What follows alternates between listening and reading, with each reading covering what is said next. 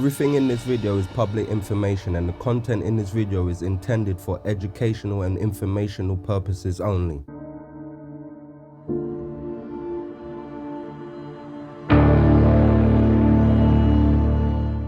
"44-year-old Stephen Smith from Peregrine Drive, Sittingbourne, Kent, ME10.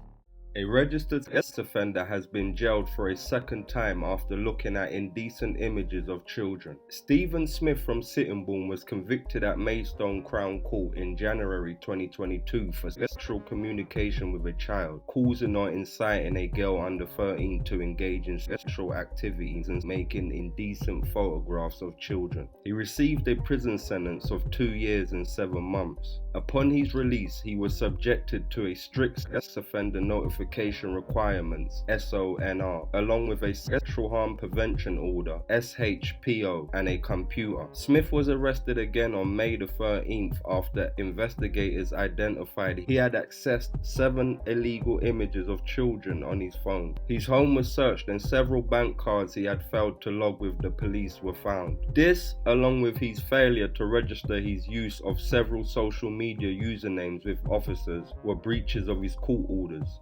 Smith of Peregrine Drive, Sittingbourne, was charged and pleaded guilty at Maidstone Crown Court to making indecent images of a child and 6 breaches of his SONR. Last Tuesday, November the 12th, the 44-year-old was sentenced to a year in prison. On his release, he will be subjected to a further SHPO indefinitely.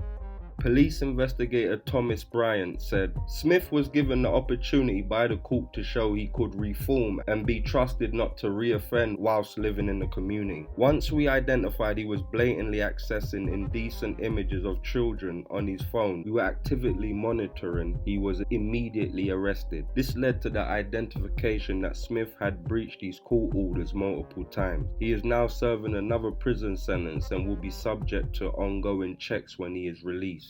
37-year-old Peter Johnson from Tunbridge Wells, Kent. A registered sex offender from Tunbridge Wells has been caught using a fake online profile during attempts to groom and abuse a child. Peter Johnson has now been jailed after he ignored previous measures imposed by the courts to prevent him from re-offending and targeting a teenage girl over several days. Johnson, formerly known as Peter Austin, had been convicted in 2017 of possessing indecent images of children. For these offences, he received a suspended sentence and was added to the sex offender registry for 10 years. In October 2023, officers from Kent Police's Offender Management Unit discovered Johnson had been using the social media platform Snapchat and was posting under an alias of Matt Harper. He had been contacting another user who told him she was only 13 and sent her a series of explicit images over several days, which included videos of himself. Under the guise of Matt Harper, he had also sent voice messages and images of himself fully clothed. Unbeknown to Johnson, the child did not exist. Her profile was part of a fictitious account. Some of the pictures he had sent showed his face and officers were able to recognize him as being Peter Johnson. He was arrested on 15th of November at his home near Liptraps Lane. A phone was seized and checks led to the discovery of an illegal image of a child in the most serious category. Johnson, 37, was charged with engaging in sexual communication with a child, causing a child to engage in a sexual act, causing a child to view an image of a sexual activity, making an indecent image of a child, and failing to comply with sex offender notification requirements. He pleaded guilty on the 10th of October 2024. Johnson was sentenced at Maidstone Crown Court to 3 years imprisonment after already serving almost a year on remand. When he has served his sentence, Johnson will be subjected to a 12-year sexual harm prevention order and will have to comply with sex offender notification requirements for life. 34-year-old Carl Fisher from Sevenoaks, Kent.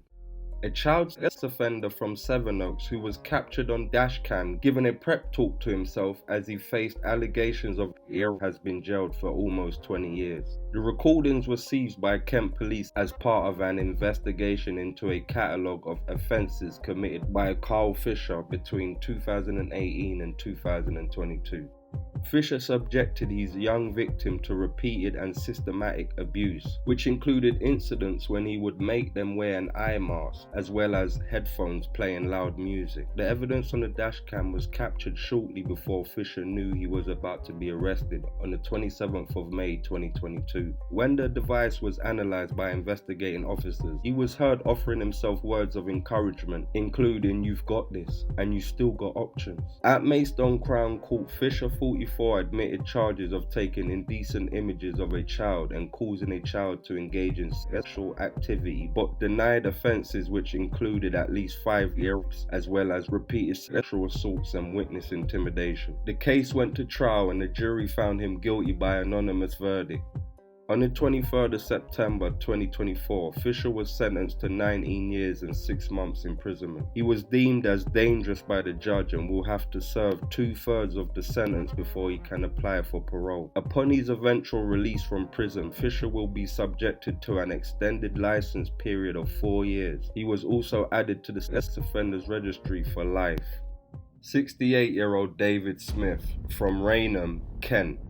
A depraved pensioner who groomed a vulnerable teenager he met online by paying him hundreds of pounds in cash has been jailed. David Smith knew from the outset of speaking to the boy in a Kik chat room that he was underage, and as soon as the communication switched to WhatsApp, it turned sexual, Maidstone Crown Court heard. The 60-year-old, described as dangerous and manipulative, asked the youngster for explicit photos and to perform sex acts on camera. He pestered him even when he was at school and into the early hours when his parents were asleep. The Raynham sex offender also preyed on the boy's emotions, describing how he was lonely, depressed, and suffering from cancer. The victim later told police how he had been profoundly affected by the online abuse and cruelly bullied by his peers after they heard about his ordeal. Prosecutor Alistair Walker told the court that Smith transferred a total of £845 to the teenager over the 4 months that they were talking. At the time of this warped communication, which were also conducted over the Telegram app, Smith was on bail, having been caught out in a police sting for similar behaviour. Unbeknown to the pervert, the 12-year-old boy he was grooming over a month-long period was an undercover officer. Again, they had met through Kik in a chat room called Schoolboys, with Smith calling himself Peter Fowler and with the username HugsandCuddles67. They then exchanged messages and images via Snapchat. It is clear that the officer told the defendant his age, that he was 12, referred to being at school, and his profile was one of a child in school uniform, said Mr. Walker. They talked about him, the undercover officer, being in a changing room getting ready for PE. The defendant asked if there were any boys there that he fancied, what they might be wearing, and if he could see their bulges. The boy, officer, talked about going to the cinema, but the defendant would turn the conversation sexual. The nature of it clearly demonstrates grooming, telling him he was sexy, asking for pictures, and saying he would love to be the guy who teaches you things. The defendant said he was aroused, and if they met they could have sexy fun. The court heard Smith also suggested on several occasions about meeting up, but later messaged to say he was disappointed it could not go ahead as he was due to have a knee operation. A week later he was arrested at his home in Charles Croft Road. He told police he talked to a lot of people online, and if he had known the age he would have stopped, but having been bailed he continued to groom the other boy, even telling him about his arrest and to send him money. Smith, who has 2 previous convictions for possessing indecent images in 2002 and 2006, was rearrested in February this year and gave a no-comment interview. The court heard he later pleaded guilty to attempted sexual communication with a child and arranging or facilitating the commission of a child sex offence in respect of the undercover officer. But it was not until the first day of the trial, when the teenager had attended court, that offences of causing or inciting a child to engage in sexual activity and sexual communication with a child were admitted. In a victim impact statement, the boy told police of the many difficulties he had faced as a consequence of the abuse and for which he had to undergo therapy. It's scary, there are people online who would take advantage of children, he said. I really hope this doesn't happen to any other children and David gets the punishment he deserves. Toby Long, the